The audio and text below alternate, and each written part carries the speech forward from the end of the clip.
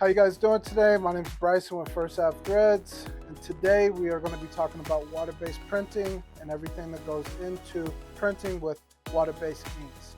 So stay tuned. So water-based ink, the solvent in the ink, the main compound is water. The benefits of that is it gives you a very soft feel when you have your final product. One of the issues with that though that we come into when printing, especially on a commercial grade level, is your time on press. Because it is water-based, it has a tendency to dry very quickly. Therefore, you need to make sure that your environment in the shop is very humid or as best as possible. That way you have a longer press time when working with the water-based ink. Now, compared to a pastissol ink, pastissol is a lot more friendly in the commercial industry. That's why we tend to use it a lot more. In previous videos, you probably heard me talk about the time on press. You can literally leave pastissol inks on press. You can walk away from it for a couple days, go on vacation, come back the following week, and you're still able to print without touching anything in your inks. So that is one of the pros and cons. Also, one of the benefits of water-based inks is it's a specialty ink. So we have what's called a discharge, which gives it a super soft feel, because what happens with the discharge ink is that when it is going through the belt, the ink actually penetrates into the fibers of the garment, which gives it a super soft feel. One of the benefits of printing with water-based inks, as I said previously, is that it is very soft to the feel. The reason being is because the inks actually penetrate and sit in the fibers instead of on top of the fibers.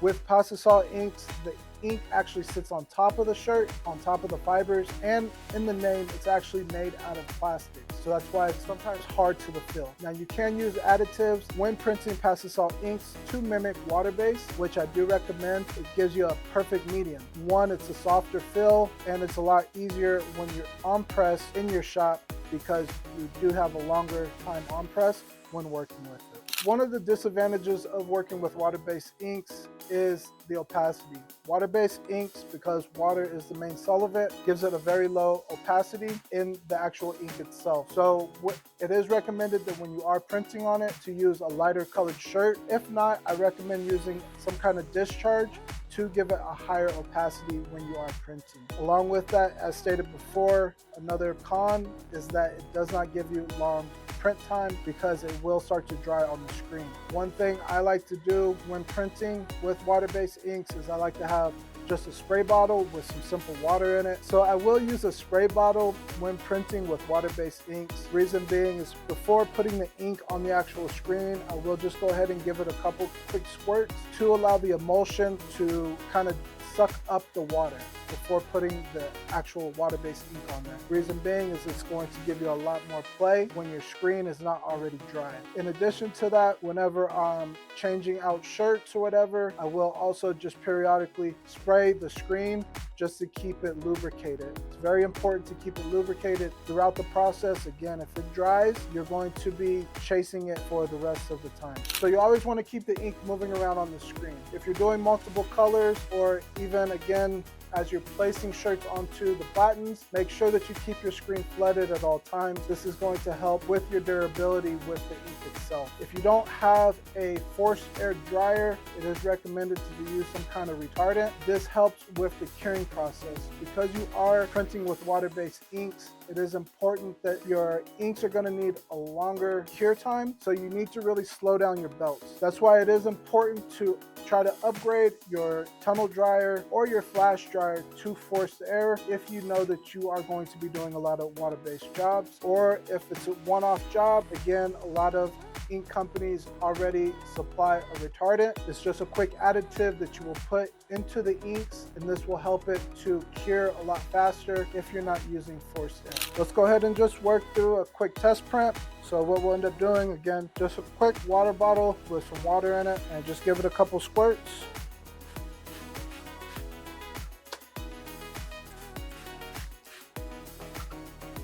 And what we're doing right now, again, the emulsion is dry. So by putting the water on here, the water is going to start to get sucked up into the emulsion, and it's going to lubricate our screen. I'll let this just sit for a little while, and then I will go ahead and put the actual water-based inks on here.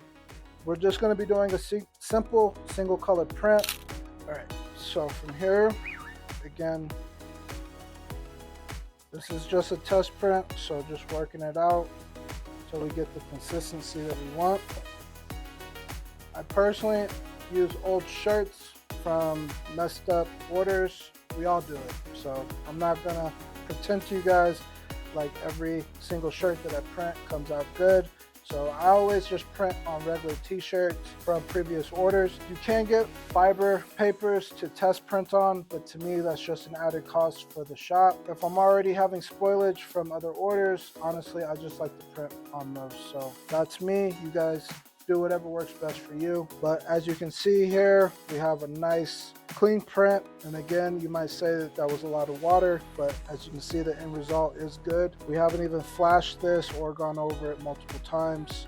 So this is what we will be working with. So again, this is just a test print, just to make sure that everything is coming out, always checking our placement as well.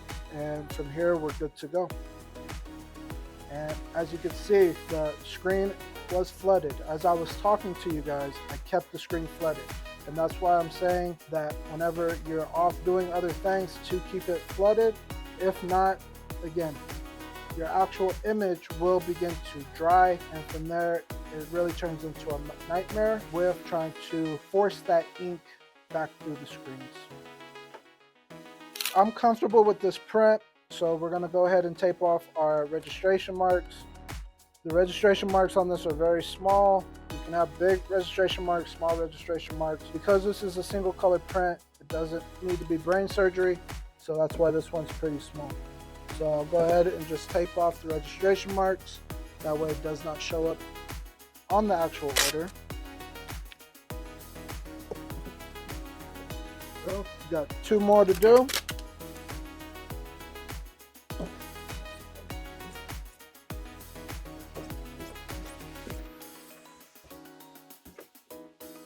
All right, now that we got everything taped off, we'll go ahead and just do another test print. So we'll go ahead and flash this.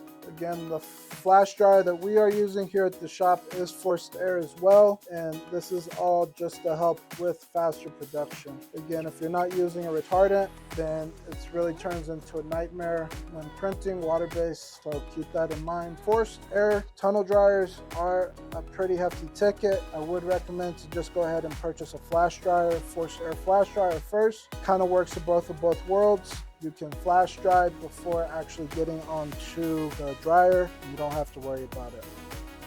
All right, so now that we flashed this, again, the whole time this is flooded, so we don't have to worry about it drying out. Flood it again. There you go. Now that we've done our test prints, we'll go ahead and actually do a shirt.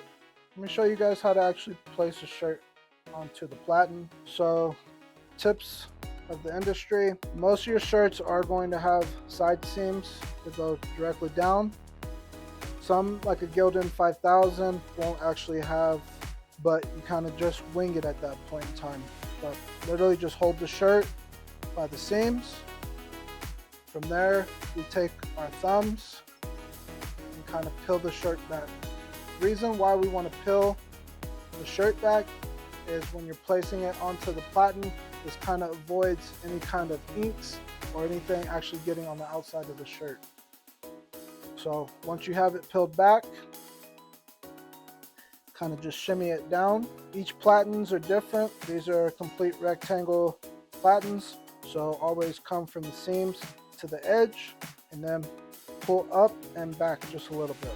Now, depending on your placement, for me, this is always easiest just to go off a collar, off edge. That way I know that everything else is where it needs to be. For me personally, if you're bringing the collar back any further than this, you have a possibility of each shirt being inconsistent with your prints.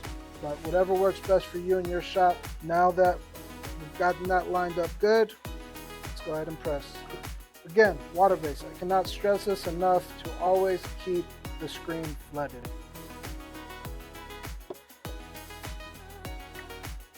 Prime example, my inks are already starting to dry up.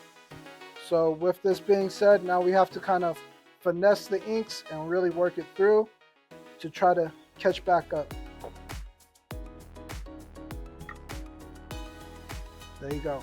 But again, if you're not staying on top of this, it turns into a nightmare. Always got to be working the screen, working the inks, or keeping it lubricated at all times. So we'll go ahead and flash this. We'll hit it another time, and then that should do it.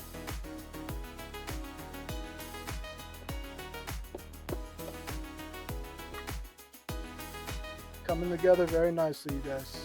Don't be deterred from printing with water-based inks. Accept the challenge. This is not easy. A lot of people, when they start printing, they end up printing with water-based, and this will really kill your hopes and dreams.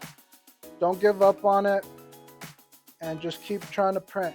Once you understand your environment and what you're working with, you'll be a lot more confident when printing with water-based inks. Always keep it flooded. And there you go.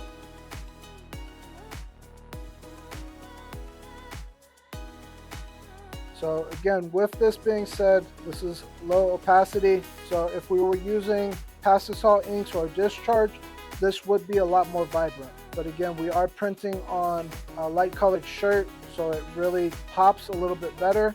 So this is a perfect world. Low opacity water-based inks with a light colored shirt gives you the best of both worlds. It's a soft print and it really pops.